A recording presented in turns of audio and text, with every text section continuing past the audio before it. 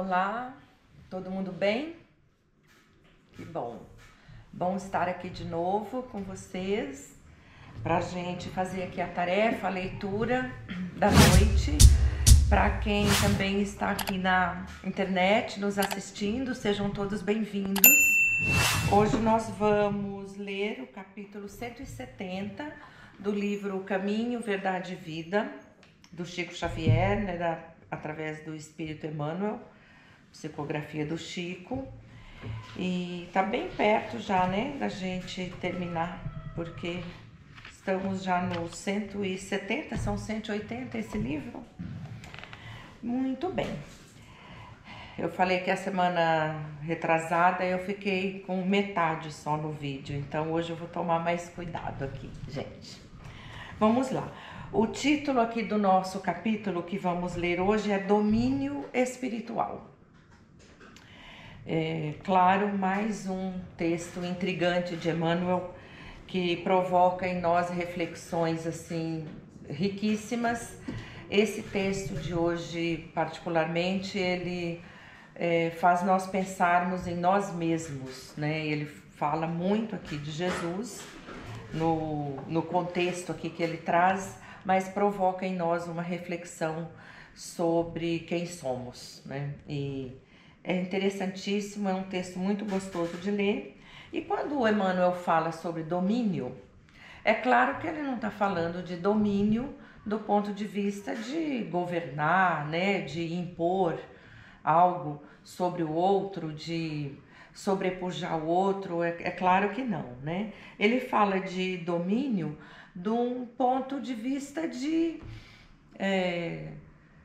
o domínio espiritual, de você se autogovernar, né? De voltar-se para si, e não no sentido de relativo ao outro, mas no sentido de autodomínio, né?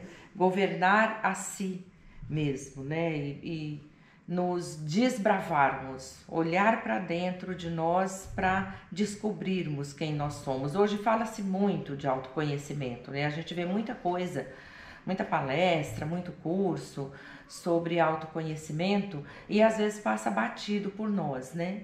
E quando a gente se depara com um texto assim, a gente percebe como é importante, do ponto de vista tanto aqui físico das nossas convivências, como do ponto de vista nosso como espíritos que estamos na caminhada e da evolução.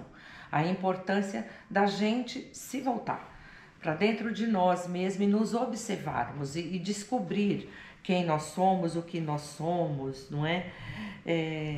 Emmanuel, ele aqui traz, assim, ele dá uma ideia, aqui ele valoriza a ideia no texto de que pessoas que têm o domínio de si são pessoas que são as verdadeiras vencedoras, as verdadeiras vitoriosas, né, na vida, são as pessoas que têm esse domínio de si.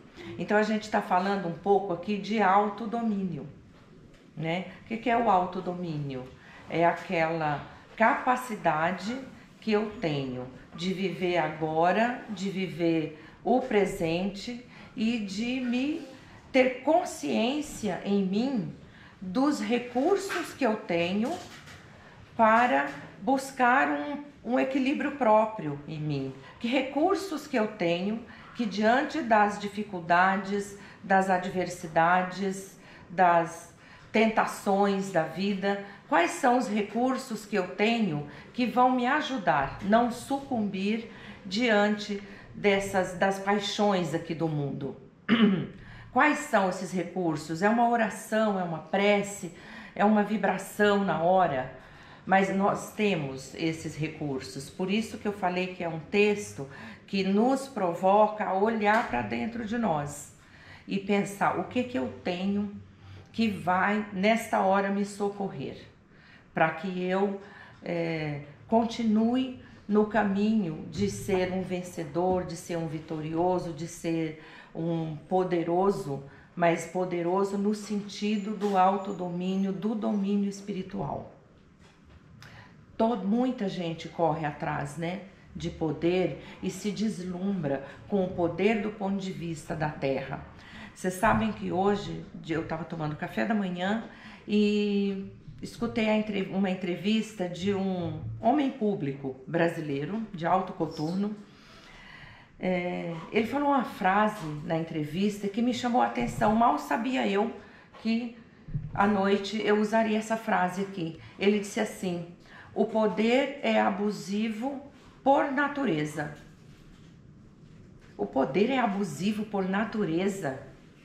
Gente, a gente estuda o Evangelho, a gente estuda a vida de Jesus, que tinha um poder imensurável. O poder não é abusivo. O poder, para quem estuda a doutrina espírita, o espiritismo, o poder é neutro. Ele é de natureza neutra. Dependendo da mão que ele cai, ele se torna abusivo. Depende do caráter de quem tem esse poder. Dependendo desse caráter, ele é usado sim para o mal e não para o bem. Ou é usado para o bem, dependendo do caráter. Então, aqui eu achei a frase dele, eu falei, caramba, o poder é abusivo por natureza, ele é um poderoso. Você vê o caráter de quem tem o poder. O poder de Jesus era sem medida do nosso ponto de vista, né? A gente não consegue nem alcançar o poder que Jesus tinha, que tanto ele tinha poder nas esferas físicas, como principalmente na esfera ética e moral. Né? Nas físicas, quando ele estava lá no Mar da Galileia com os discípulos, um temporal sem tamanho, eles todos apavorados, Jesus virou para o vento e para o mar e falou: aquieta-te, cala-te, e tudo cessou. Olha o tamanho do poder que Jesus tinha quando disse para Lázaro: levanta-te, 4 dias em estado letárgico. Então, olha o poder que este homem que pisou aqui na terra tinha, e era um vitorioso, um vencedor por natureza. Mas por que Jesus tinha esse poder e não sucumbiu a todas as tentações que ele passou? Ele não sucumbiu porque ele tinha o domínio espiritual, ele tinha o autodomínio. Então ele sabia, ele tinha um propósito quando ele encarnou aqui, e esse propósito era um compromisso com o Pai. Então por isso ele disse aos discípulos: eu não estou sozinho, meu Pai está comigo. E ele em nenhum momento, com todas as adversidades, as mais escabrosas que ele passou, ele sucumbiu. Então esse texto aqui de Emmanuel, ele fala muito sobre essa questão da autoavaliação, do autoconhecimento. E ele usa como exemplo Jesus. Para contextualizar aqui o texto, ele escolheu um versículo de João, do capítulo 16 de João, que diz assim: não estou só, porque o Pai está comigo. Esse versículo, essa frase aqui, Jesus disse lá na última ceia com os apóstolos ali, né? Aliás, o Evangelho de João, do capítulo 13 até o 17, ele fala da última ceia. De todos os 4 evangelhos, é o que traz, assim, mais claro diante do que a gente ouve e lê, da última ceia de Jesus. Ele traz, João que traz, né, do 13, que se alguém tiver curiosidade, vontade de ler, do 13 ao 17. Porque ali a gente se depara com as frases que a gente ouve nos filmes que a gente assiste e tudo mais, quando Jesus estava preparando os discípulos para o que estava por vir, né? O que estava prestes a acontecer. Então ali ele falou que um ia traí-lo, ali ele falou que todos eles iriam dispersar na hora do vamos ver, na hora que ele foi preso. Falou tudo isso para eles, verdadeiras profecias, né? Então, este versículo que Emmanuel traz aqui contextualiza tudo que ele traz de reflexão aqui. Eu vou até ler um pouquinho aqui para vocês, para dar mais claro ainda a ideia desse domínio espiritual, do porquê nós devemos buscar isso, olhar para dentro de nós e buscar esses recursos que a gente tem. Claro que vocês podem ouvir e falar assim, caramba, mas a gente não vai se comparar com o que Jesus passou e aguentou sem ter feito nada, né? Jesus é o nosso modelo. Ele é o guia que nos inspira, é um modelo para nós. Se vamos passar por tudo aquilo que ele passou, se passamos e temos e conseguimos não ceder, é uma coisa, mas que nós devemos procurar isso. Nós devemos lutar conosco diariamente para que a gente possa passar ao largo das paixões aqui desse mundo, porque elas existem, as adversidades, as dificuldades, os desafios estão aí. Agora, se nós não nos conscientizarmos que depende de nós, e nós temos um modelo para seguir. Emmanuel diz assim: nos transes aflitivos, a criatura demonstra sempre onde se localizam as forças externas que lhe subjugam a alma. Nos transes aflitivos é nos momentos de dor, na hora do sofrimento. É a hora que a gente está ali na agonia, é que a gente vai, pelo estado evolutivo que estamos, nos apegar mais ainda às coisas do poder e às coisas externas, que é justamente o que não se deve fazer. Nas grandes horas de testemunho, no sofrimento ou na morte, os avarentos clamam pelas posses efêmeras. Como que eu posso estar nesse sofrimento? Eu tenho posses, eu tenho dinheiro. Não serve agora para mais nada. Os arbitrários exigem a obediência de que se julgam credores. Quer dizer, aqueles que sempre foram obedecidos, na hora suprema, na hora que está no maior sofrimento, ele vem cobrar isso, né? Como que eu posso estar passando por isso? Os super sentimentalistas reclamam o objeto de suas afeições, aqueles muito apegados. Então, veja que Emmanuel traz aqui situações que é muito comum para nós. Mas quando você não tem esse autodomínio, esse domínio de si, você valoriza muito mais o poder daqui da terra. Quantos funcionários que eu tinha que me obedeciam, quantas pessoas que eu amo que eu não posso deixar aqui, né? Quanto que eu fui obedecido e agora não serei mais. Então, esse poder terreno é o que Jesus se deparou na sua jornada, na sua trajetória, respeitou, mas não sucumbiu. Aqui mais adiante, Emmanuel diz assim: Jesus, todavia, no campo supremo das últimas horas terrestres, mostra-se absoluto Senhor de si mesmo, ensinando-nos a sublime identificação com os propósitos do Pai, é o que eu falei. Então, esse domínio espiritual é o que era graças à relação dele com o Criador. Então, ele tinha esse domínio espiritual, ou seja, ele tinha o domínio de si mesmo. E o que era externo não o afetava. E aqui no texto, Emmanuel fala que Jesus conviveu com o governo daquela época. Tinha um governo, que era Pilatos. Então ele convivia e respeitava, mas não se atemorizava. Ele respeitava a lei de Moisés, mas não se atemorizava com Caifás.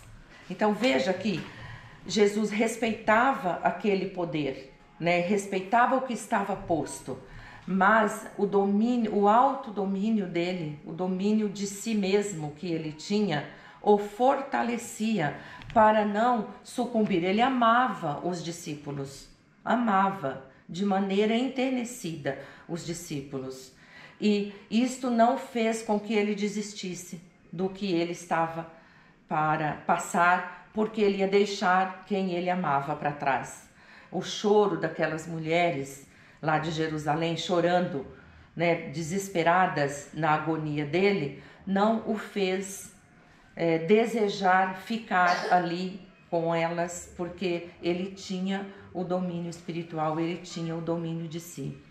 Então, essas adversidades que a gente passa, essas dificuldades que nós deparamos na vida, todas elas fazem parte da nossa história. Agora, essa autorregulação nossa é quem nos mantém no caminho de sermos os verdadeiros vencedores, né? Quantos que têm muito poder na visão de poder da terra, de poder terreno, quantos aqui extremamente poderosos, ao desencarnar, chegam lá do outro lado da vida totalmente desprovidos de qualquer coisa, chegam lá sem nada.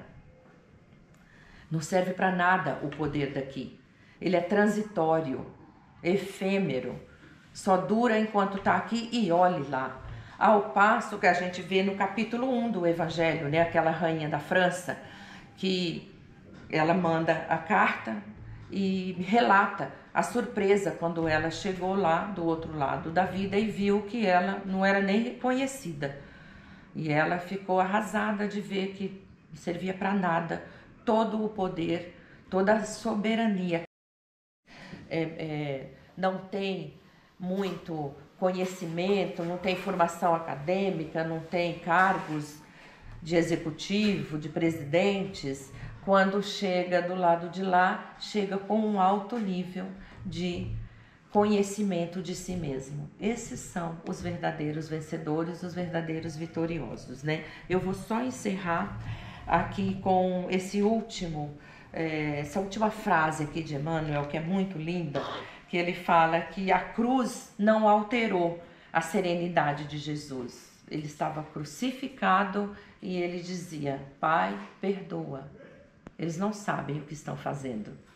Então, olha eu vou falar autocontrole, né? Mas não é bem autocontrole, porque a gente não consegue se autocontrolar, mas autodominar a gente consegue. Porque a gente tem que buscar os recursos que nós temos. Quando vem a dor, o que eu posso fazer? Eu vou me recolher, eu vou fazer uma oração. A semana passada desencarnou um dos meus irmãos, uma dor. A gente se recolhe, faz uma oração, faz uma vibração. São recursos que nós temos. O Evangelho é um recurso que nós temos. A lição de domínio espiritual de Jesus é profunda e imperecível. Revela a necessidade de sermos nós mesmos. Isso Emmanuel escreveu. Nos transes mais escabrosos da vida, de consciência tranquila, elevada à divina justiça e de coração fiel, dirigido pela divina vontade. Então é esta consciência de nós mesmos nas nossas atitudes, enfrentando nossos desafios, nossas dificuldades, que nos mantém conectados com o divino, sabendo que nós não estamos sozinhos. Quando Jesus falou para os discípulos: eu não estou só, porque meu Pai está comigo. Ele sabia que ele estava sendo assistido com o acordo que ele tinha. E nós temos também esse acordo. É questão da gente parar para pensar na potência que nós somos, né, como indivíduos, e olhar para dentro de nós e perceber esse domínio espiritual que está ao nosso alcance. Essa foi minha leitura aqui, a minha reflexão do texto. Convido vocês a lerem, né, e terem o entendimento aí também de vocês. É sempre bom, né, a gente refletir e não se percam de vocês, né? A gente não deve nos perder de nós mesmos. Para isso a gente precisa parar e olhar para dentro e nos desbravar, porque assim a gente fica conectado com o alto. Vamos então, meus irmãos, nos manter nesse clima, assim relaxados, nessa atmosfera onde recebemos bênçãos, onde fomos assistidos pela espiritualidade aqui presente, nos deu toda assistência, olhou aqui por nós todos, preparou o ambiente para nós. Então, neste momento, vamos serenar e dirigir uma breve vibração aos nossos irmãos necessitados, doentes, aos lares que vivem em desarmonia, aos lares que praticam as religiões todas. Vamos vibrar pelas casas de saúde, as casas de reclusão, aos orfanatos, as casas de abrigo de idosos. Vamos mentalizar todos esses lugares de acolhimento e pedir à espiritualidade que se dirija a esses locais, levando um alívio para as aflições de todos os nossos irmãos que se encontram nestas situações. Vamos vibrar pela nossa casa, pedindo ao Mestre amado Jesus que visite nosso lar e espalhe sua luz e seu amor em cada canto de nossa casa. Que o seu sorriso se perpetue em nossa casa e que ela fique toda protegida por uma semana inteira, até a próxima semana, onde faremos novamente uma vibração pelo nosso lar. Vamos vibrar pelo AMA, a nossa casa de amparo espiritual que nos acolhe e nos dá tanto bem. E assim, meus irmãos, muito agradecidos, muito revigorados, nós pedimos licença para encerrar a tarefa de hoje com a oração que Jesus nos deixou. Pai nosso que estais no céu, santificado seja o vosso nome. Venha a nós o vosso reino, seja feita a vossa vontade, aqui na terra como no céu. O pão nosso de cada dia nos dai hoje. Perdoa nossas ofensas, como devemos sempre perdoar a quem nos tem ofendido. E não nos deixeis cair em tentação, mas livra-nos, Senhor, de todo o mal. Graças a Deus, graças a Jesus.